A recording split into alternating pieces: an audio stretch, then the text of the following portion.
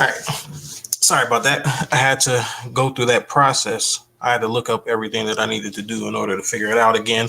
It's been so long since I went live. So, it is what it is. Sorry to the people that were in the chat. But here I am back again. So anyways, my cat is in heat. So I let her out because she's going to be making mad noise because I have a cage upstairs. This time I had moved it downstairs because she was in heat. Then she came out of heat and she was good, but she entered heat again. So I have to deal with crazy behavior. So if you hear a bell in the background, that is my cat. She likes to chase imaginary things, apparently. But anyway, back to the topic. The topic at hand is a true man versus a real man, quotes, air quotes. And I've been wanting to talk about this one for a while. It's just that it's been a mixture of being lazy, to be honest, and, coming up with the thoughts and ideas. Because once again, I shoot from the hip for a lot of my stuff. I don't necessarily write a script. I don't have a script. Most I have is a topic and some ideas. So here we are. So I'm just going to go over, where I came about this one. Many times these ideas, they come through conversations, because a lot of these things that I discuss, they're things that I talk to myself about. I don't necessarily have these open-end conversations or closed-end conversations with other people before I come up with these ideas. And I just brush them over because it's just a rational thought to me. It's just a process of how to get from point A to point B. So it comes to me naturally. But to articulate these things, that's a new challenge for me, because a lot of times I run into a loss of words for explanation, though I understand what I'm trying to get at and I understand how it works. Trying to explain it in a way that communicates to another person exactly how it works in a way that they can understand, that's a different challenge for me. So anyways, a real man, we'll start with that. Air quotes. So a real man he doesn't exist. He's not real. I know the name of a real man is he's one of the four men that I plan on talking about. I plan on talking about the simp / mago, the good man, the real man, and the true man. Those are the four types of men that I believe exist. That'll be when I get my thoughts together about how I want to talk about that one somewhere in the future. Who knows? But eventually I'm going to get that video out. But I want to discuss the real man versus the true man first. And then I'll make subsequent videos explaining what these men are in tandem. So, but let's go on with it. A real man, like I said, does not exist. He is a fictional entity who is perfect. He's not perfect in the sense of his being, his existence. He's perfect in a fantasy world because, once again, he does not exist. He's perfect in a woman's mind. Men don't necessarily equate themselves or any other man as being a real man or not. I mean, there are some that use this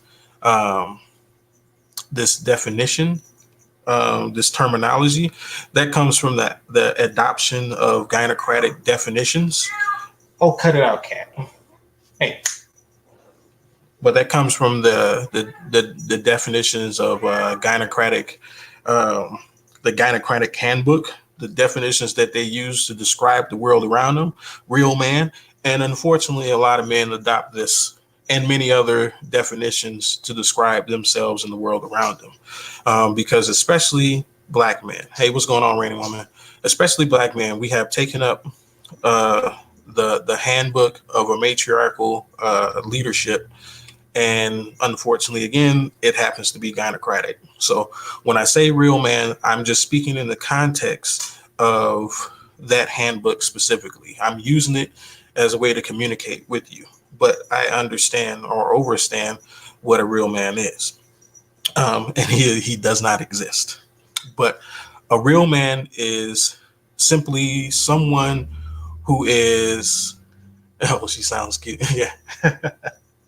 She is a little cutie, but she is kind of wild.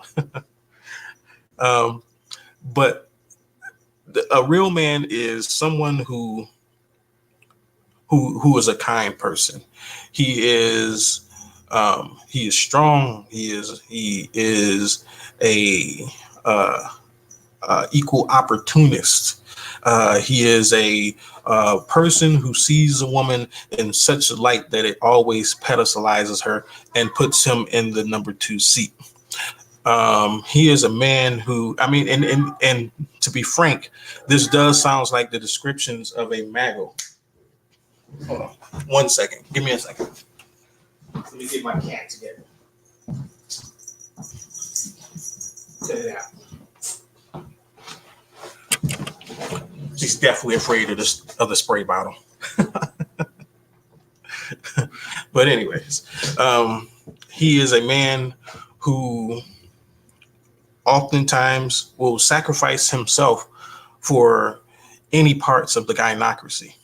He is a man who uh, who has a lot of money to expend on the gynocracy and any of its gynocratical minions. He is a man who does a lot of things that are sometimes realistic when it comes to the Maggle, but he is very different because he has no flaws. That is the main thing that makes him different from all the other types of men. He has no flaws. Um, it's essentially a Maggle without flaws, but we all know those don't exist. But in a woman's mind, it does.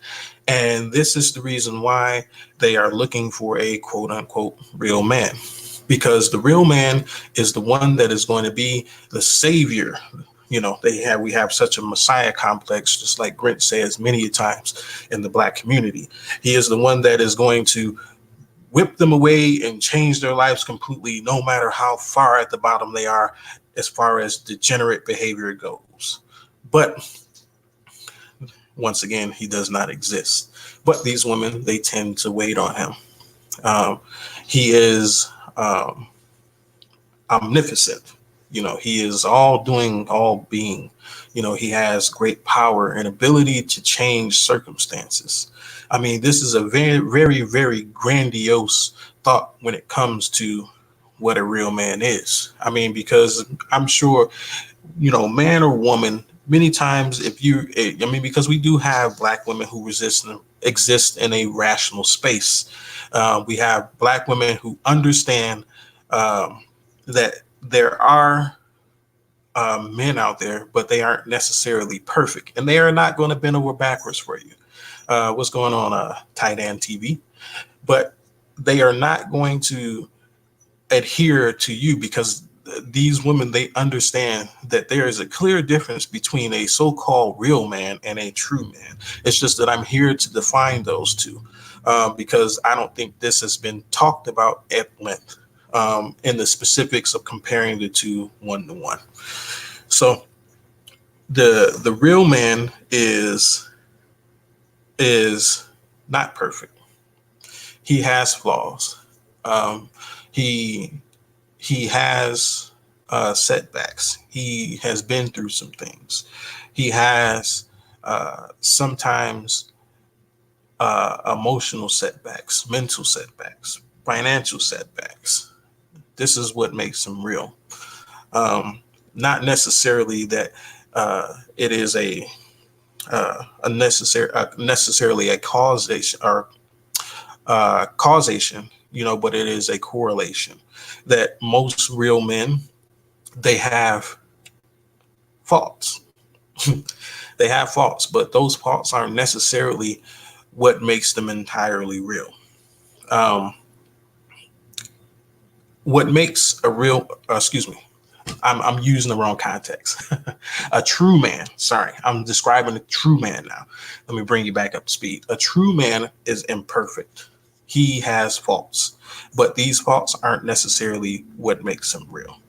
Um, Once again, I don't read from the script. And once again, I think of these things in my head and I know what they mean, but I have to remember that I need to articulate them in a way you can understand. But anyways, a true man, he he will fall. He has fallen, but he has risen. Um, he actually exists. He actually functions in this world.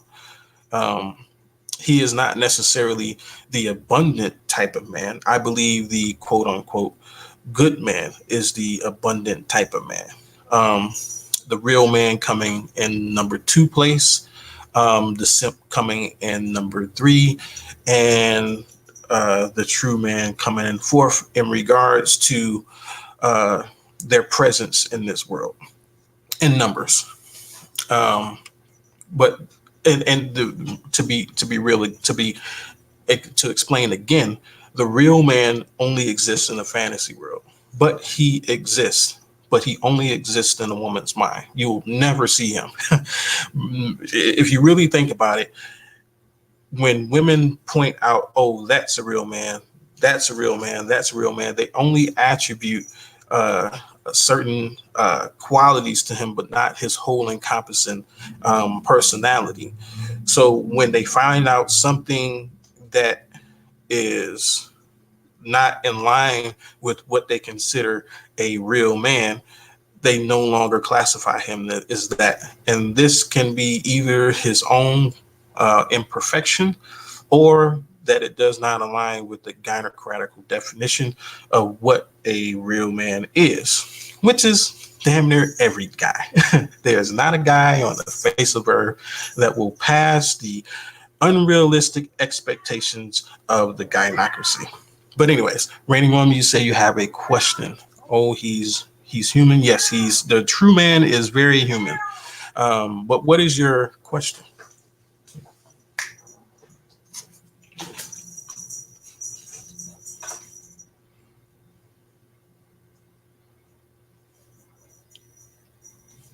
But yeah, while I'm waiting on the question. But yes, simps do outnumber true men in this day and age. At one point in time, I'm sure they didn't.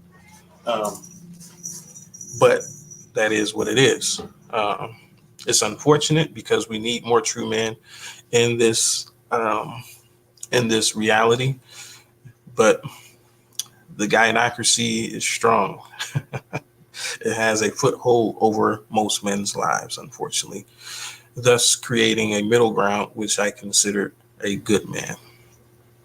Um, but I'll go into those differences in another stream or another video. Right now, I want to focus on the true man versus the real man. So, anyways, the true man, he is a man. What makes him a true man is because he exists in the reality. That's the number one thing. What the number two thing that makes him a true man is that he has principles. A lot of people probably would think that his imperfections would make him a true man, but this is not necessarily so because once again, it is not a causation for a man to become a true man. It is just a correlation. Um, so it sounds like the true Rainy Woman says, let me highlight it. Uh, Rainy Woman says, sounds like the true man needs grace, patience, and understanding for when he has and makes mistakes. Why not give women that same grace? I'll leave it up. I believe that women do deserve grace. A lot of society is actually built around giving women grace.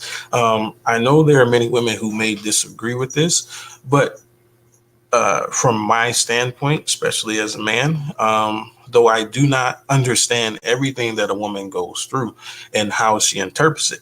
But what I'm talking about specifically is the setbacks that we all encounter when it comes to the physical world, not the emotional one, which resides in a fantastical world. Um, but I believe that women do get a lot of grace in this day and age. Otherwise, it would not be a gynocracy at all. The gynocracy is built on male grace. Because if we held women to the same standards that we hold men to in regards to making mistakes, it would be a different story. It would be truly probably an equal society. But we all understand that there are certain things in regards to the physical world that women get a pass on. I was just like, for instance, let's say a woman murders a man in the same fashion a man murders a woman, and they're both standing trial in the same state. It's statistically proven that a woman would get roughly about 10 to 20% less jail time than that male, than for just being female. That's it. There's no other criteria. But that's just one example. I'm sure you guys can think of many other examples where women get grace for being imperfect. But anyways, back to the topic. Hold on, wait, let's see. Rainy Woman says, but how can you hold me to the same standard when I do not have the same makeup? Well, once again, this goes back to the physical world. What I'm talking about are consequences of actions. It's not necessarily having to do with your physical makeup or mental makeup. It has to do with criteria. And the criteria for certain things in the physical world are not necessitated off of one's physiology. It is basically wrapped around one's being, meaning that you have free will to do something or not to do something. And in those choices, you have consequences. Murder is murder, irregardless of how big or small you are as a person, what gender or sex you claim to be. Murder is murder. So there are specific generalities that we understand in this society that you only need a certain criterion of execution in order to be held accountable for that. That's what I mean. It means simply, once again, a murderer is a murderer, irregardless of if they're male or female.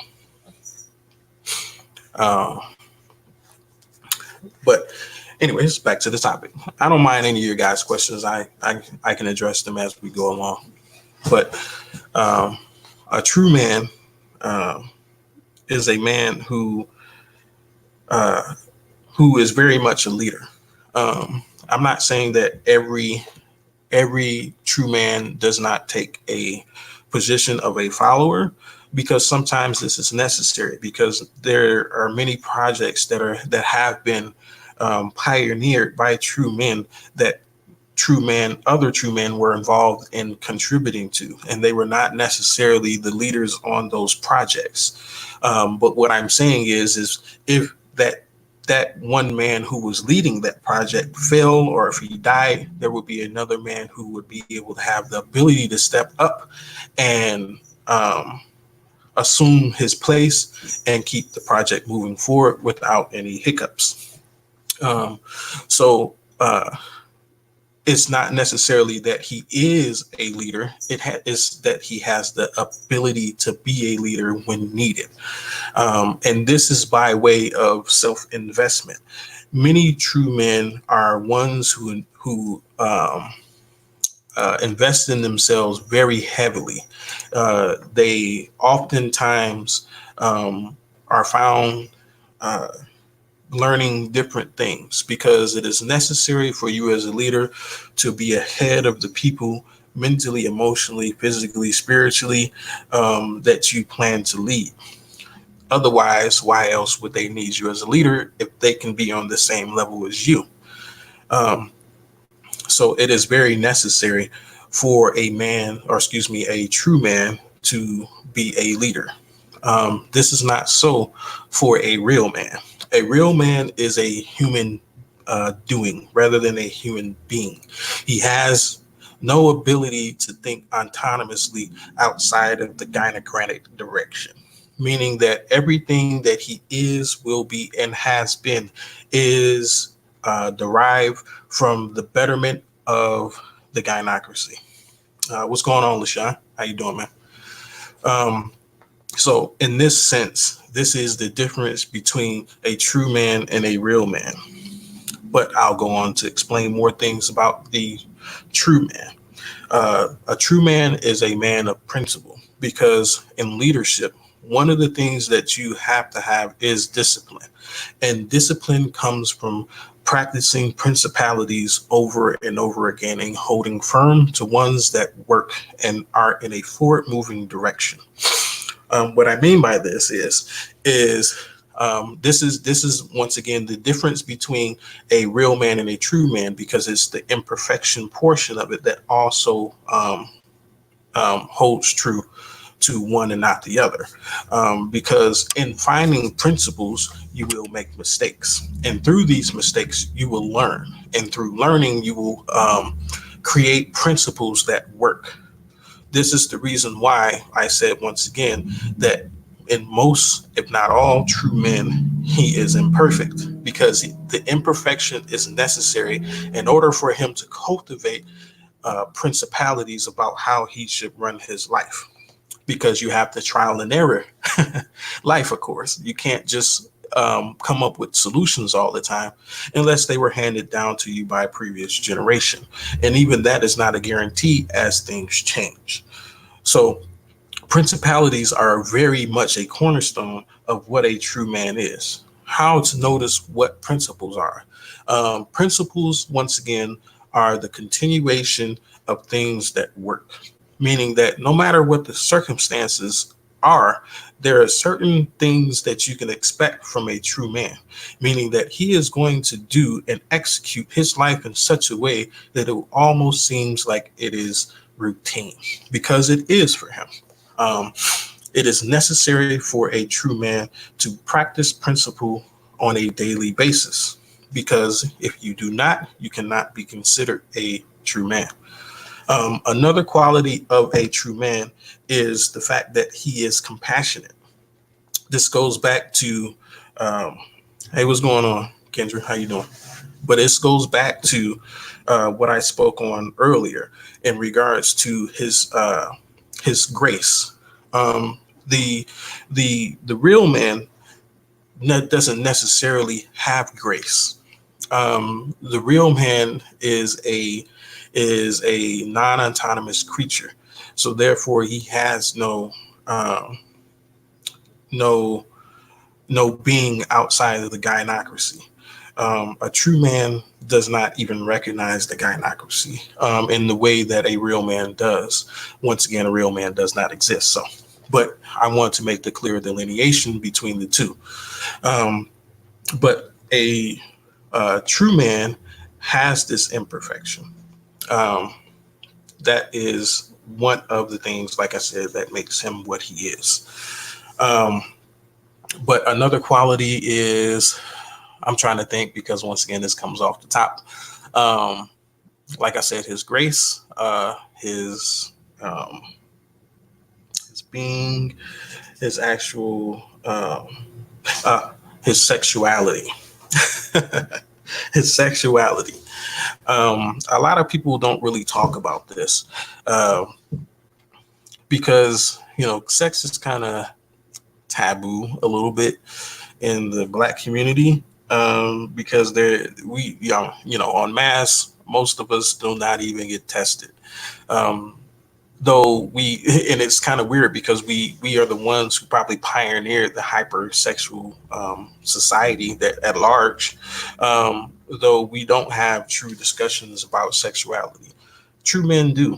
We don't feel any need uh, to be coy or to be not upfront about what our sexual desires are.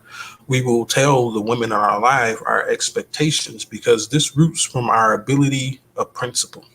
an expression of principle, because one of the principles that you can expect from a true man is that he's going to be straight up with you.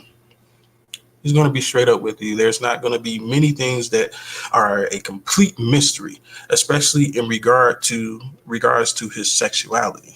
He's not going to be like, well, you know, let's just, he's going to be like, look, this is how I like things, and this is the way it is. I mean, it's either you with it or you're not. There's not too much time wasting in a true man's life. Because time is a precious commodity to us. We realize that it is a finite existence compared to the existence of the world and everything around us. So we cherish it, and we do not waste it. Though, once again, this goes back to the imperfection portion of it, because there are always going to be things that a true man does not know, because knowledge is almost infinite. You cannot know all things, and you cannot be all places and do all things. So there are going to be situations in which a true man may not necessarily have an answer. And this is where it goes back to the creation of principality. Because let's say that this man doesn't know how to deal with a certain type of woman, but he has an affinity with her. So he goes about it, and he, deals with this woman in such a way that he gets to a point where he cannot articulate what should happen next. This is the trial and error portion, unfortunately. And a lot of women sometimes don't like this, but you can almost expect it to happen, because once again, we do not know all things, and we have not been all places and done all things. But what you can expect is, once this man has understood what is necessary to happen with this woman in any fashion, he is going to execute damn near the same every single time once he has found a solution to this. Once again, this is the difference between a real man and a true man. What's going on, Albert Bird? BJ was good. What up, Chaos Rain? Ain't seen you in a minute. Good to have you all in attendance. But let's go back. So the sexuality portion of it. He's not going to waste your time. He's going to be upfront about it. He's going to let you know that this is me personally, I'll give an example. Before I engage in any sexual relationship, with majority of the women that I've been with in my lifetime, I have either given them the opportunity to understand what my sexual history is, and to understand that I am clean in some way, shape, or fashion, whether that be me explaining to them that I have not been anywhere or doing anything with anybody at any point in time for a certain period of time, and I have proof of these things, or I just present them with an STD test that says that I'm clean. These are the things that you can expect from a true man. Once again, it comes about by way of consistency and non-changing based on the environment, because the environment that a true man creates is within itself, and it exudes externally. What's going on, Kenny Burris? What are some more qualities of a true man? I would say the way he dresses. And this could get a little bit touchy, because many men have different styles. But once again, it goes back to the principalities. There are certain things that he is going to wear all the time, all the time. That is a clear way to, and they're not going to be flamboyant in any kind of way. They're not going to be really bright colors. Most times, they're going to be things that he wears with confidence, meaning that he can go in many different places with exactly what he's wearing and it be acceptable. That's another cornerstone that you can find about a true man. It is not. This is one of the weaker portions of it, though, because it is not always. Um, it is not always abundant. It's not apparent all the time. But most times, most true men, and I can speak very clearly on this, will have a certain way that they dress all the time, and usually it's very acceptable no matter where he goes. Um, Another thing is how he eats, and his awareness of his health. That is another thing about the true man. True men most times are very health conscious. They have a regiment of what they want to do and things that they want to put in place as far as the things that they eat and how they conduct themselves according to their health. I mean, you won't find them, drinking in excess. You won't find them, uh, doing excessive illicit drugs. You won't find them doing a lot of these things. And this may sound like I am describing what we generally describe as a good man, but it is not. A true man is, once again, a man of principle. Um, the good man does not necessarily have a wide range of principalities. He has a short range, but it is not the same as a true man's. And once again, the real man does not exist. He is a fantasy world that he is a fantasy character that was created by the gynocracy in order to shame men into being something that they will never be. that's the creation and the start point of where this terminology of what a real man came from. Because once again, I believe that women come from a space of non-tangible things a lot of times when they explain their emotions, their desires, and their future prospects of what they believe their lives will be. Um, and this is very, very true of the gynocracy. Most notice that most things that the gynocracy says are either red herrings or straw man arguments. They're things that no one ever brought up and no one really cares about. But anyways, what's going on, young Jeisha?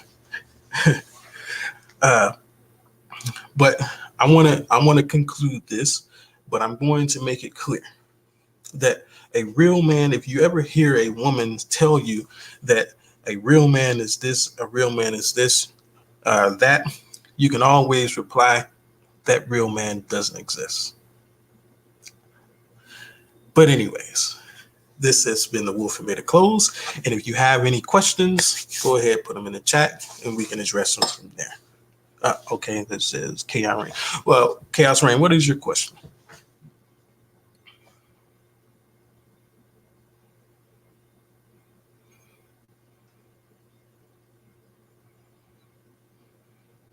Thanks a lot, BJ. It took me a while to actually sit down and think about this. I swear it took me like at least a week or two. I had to collect my thoughts on this one.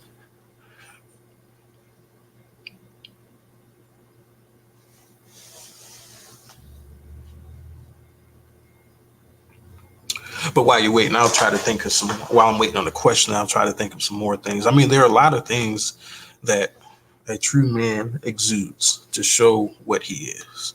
Let's see. Chaos Rain says, "Is it fair to ask a woman what she brings to the table?" Um,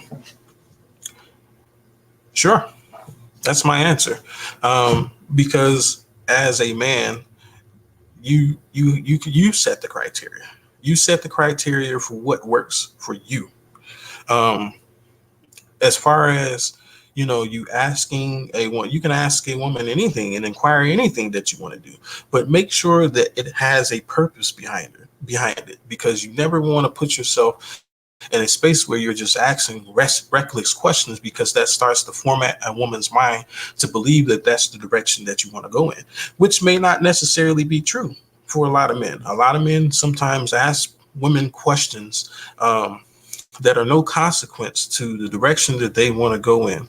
Make sure that when you're questioning a woman, that it is geared towards what you have going on in your life and the position that you potentially want to put her in.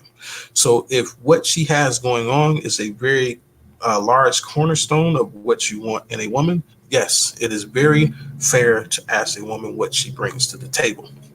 If most times you should be dealing with a woman who you can clearly see what she brings to the table, as femininity does not exist in the tangible world.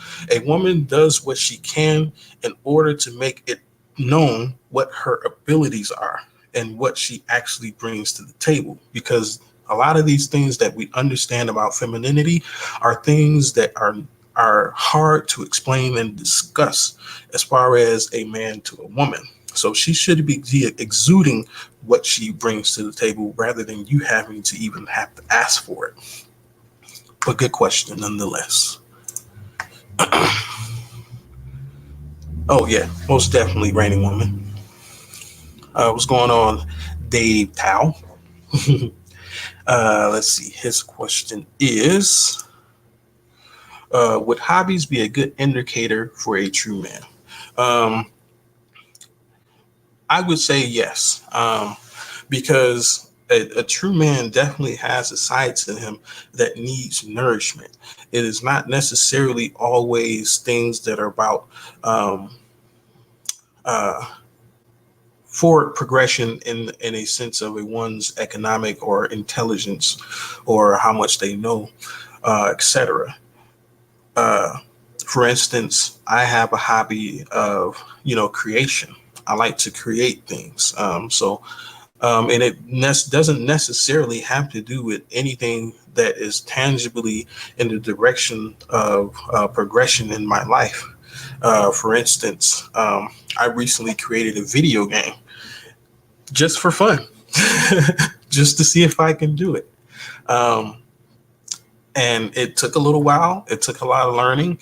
Um, but it the strange thing about it, for most true men, we think that the things that we think are are entertainment are usually still things of progression. I mean, there are still things that add to our being, that add to our knowledge and our understanding of the world.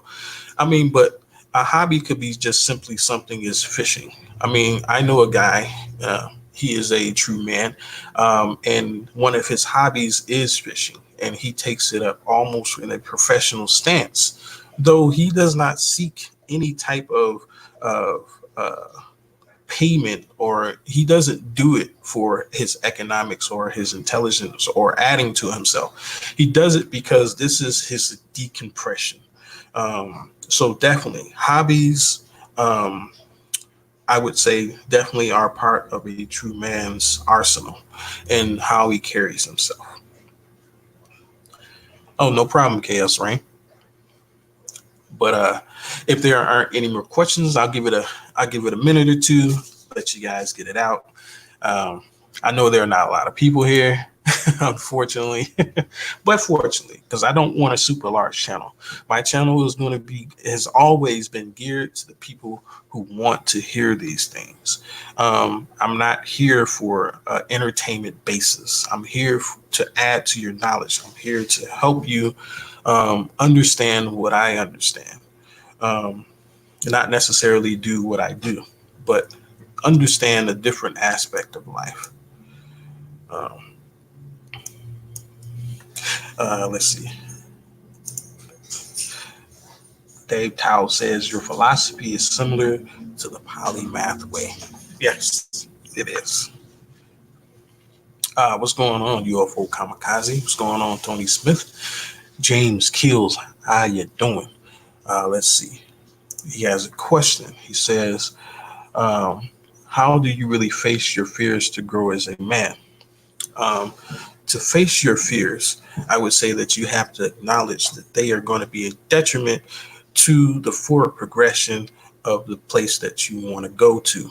Uh, in the position that you want to go in, rather, because fears are very necessary. Um, because they keep a man grounded in the reality, meaning that things are very tangibly real. But these things should not rule your life in such a way that they disrupt your principles. Um, this is oftentimes what sets true men back. What sets men who are becoming true men back, because fears. Let's go with a tangible explanation of this. Let's say that, and let's go with a common one. Let's say that you, as a man, are dealing with a woman, and you want to tell her one of my favorite topics. You want to tell her that you have a desire to have another woman. Unfortunately, you did not start your relationship and your interaction with this woman in such a way that she understood this already. But you want to tell her. And this may be a principle, because this is actually something that I dealt with, which was a fear of mine, but has no longer been prevalent in my life for a very long time once I come to overcome this actual fear. But back to what I'm saying. Um, when a uh, when a woman enters your life, you should tell her exactly where you want to go. But sometimes you don't have the answers for this, so you cultivate them along the way. And one of these ways, like I said, for an example, is that you want to tell her that you want another woman. So you may hold back from that truth. You may hold back from that principle that you want to create out of fear. Um, the fear that she will backlash in some type of way that is unfavorable or unpleasurable to your expectations. Um, you should overcome that, because it will stop you from becoming what you want to be. Um, you should face them head on, because they are part of the reality. Fear is a driving force for men to become better, because we feared. This is the reason why civilization exists, in my opinion. We feared the woes of nature. We feared not having food. We feared not having shelter, and we feared the protection of our women and children. So we created structures and things that will compensate for the fears and make them almost non-existent. So, first thing, how you conquer a fear is you have to acknowledge that it is a non-rational idea most times. And I don't mean it in a way of such that it is a not a plausible outcome, but what I mean is that it is not tangible, meaning that it does not exist right now. Whatever you fear, most times fear is an emotion. So therefore it comes from a fantastical place, a fantasy world, meaning that any emotion that you experience is not real. And a lot of people take offense to that because they say I am upset, you know. But what I mean by this is, just to be clear, is that the emotion is not real until you express it. Remember that things that are real are things that you can actually measure. You can't measure um, what's going on, sheep. You can't measure non-tangible things. You can't measure fear. We don't even have a scale to measure fear. I ask people all the time, are you happy? Well, and they say, yes, I'm very happy. And I can see from their facial expressions that they are happy. But how many times have people done things that have seemed a certain way and has not been the truth due to their outward expression? So you can't necessarily say that emotions actually exist. They only exist in the way that of our expression, and even that can be manipulated.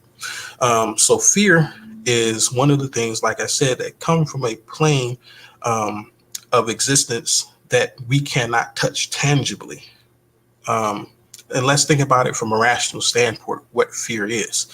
Fear is the anxiety of future outcome. Anything in the future does not exist. It's not here. It's not here. So in order to face fear, you just have to acknowledge that it is a possible outcome and come up with ways to mitigate your reluctance to deal with it. That is the first step. And then past that, everything else is really downhill because things will fall in place.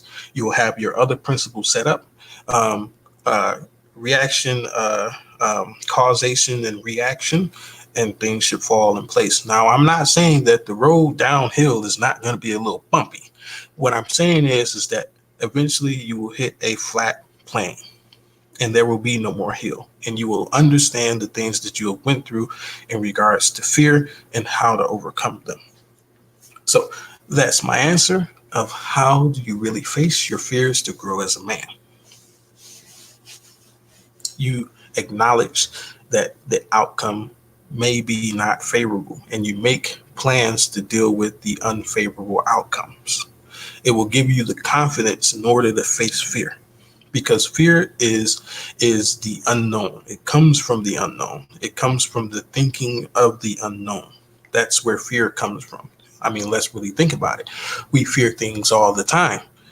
But if I asked you, do you feel being murdered? And people would say, yes, I fear being killed in my sleep. And I say, hey, have you ever been killed in your sleep? Of course not. So we fear things that do not exist. We fear outcomes. That's what we actually fear. And if you have a plan in place to lock your doors and close your windows and have a gun by your bed in order to deal with that outcome, you can sleep better, even with that fear in place. So if there aren't any more questions, I will conclude this video. It's been great having you all here, and I appreciate the support that I get from you guys. Is very important to me because it is a very, very much a necessity to help this channel grow and spread this message to people who may benefit from what I have to say and who actually want to hear what I have to say. So until next time, this has been a Wolf and Beta Close. May you have a good day and peace be with you.